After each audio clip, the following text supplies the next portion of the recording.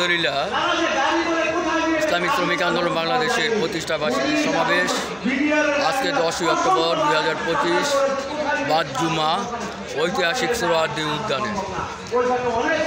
আজকে উক্ত ইসলামী শ্রমিক আন্দোলন বাংলাদেশের সমাবেশে প্রধান অতিথি থাকবেন আমিরুল মুজাহিদিন আলহাজ হযরত মাওলানা মুফতি সৈয়দ মোহাম্মদ রেজাউল করিম পীর সাহেব হুজুর চরমনাই এবং বিশেষ অতিথি হিসেবে উপস্থিত থাকবেন নায়েবে আমিরুল মুজাহিদিন আলহাজ হযরত মাওলানা মুফতি সৈয়দ মোহাম্মদ ফয়জুল করিম শাইখে চরমনাই।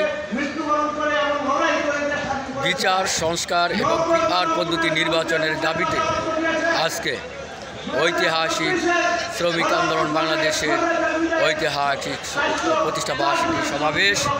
উক্ত সমাবেশে সারা বাংলাদেশ থেকে শ্রমিক বান্ধব ইসলামী আন্দোলন বাংলাদেশের অঙ্গ সংগঠন ইসলামী শ্রমিক আন্দোলন বাংলাদেশের নেতাকর্মীরা উপস্থিত হয়েছেন। আলহামদুলিল্লাহ আমরা পিআর পদ্ধতি নির্বাচন চাই এবং গণহত্যার বিচারের চাই এবং সংস্কার চাই। সেই সংস্কার হতে হবে পরিপূর্ণ সংস্কার।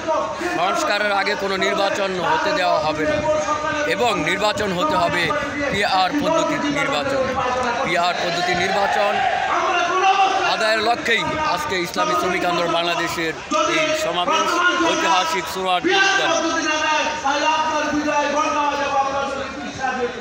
2024 জুলাই আগস্টের যে বৈষম্য বিরোধী আন্দোলন হয়েছিল, এই বৈষম্য বিরোধী আন্দোলন একটি কারণেই হয়েছিল, সব জায়গায় যখন বৈষম্যের শিকার হচ্ছিল মানুষ, সব জায়গায় যখন তার অধিকার বঞ্চিত হয়েছিল মানুষ, তারই ধারাবাহিকতায় বৈষম্য বিরোধী আন্দোলন হয়েছিল।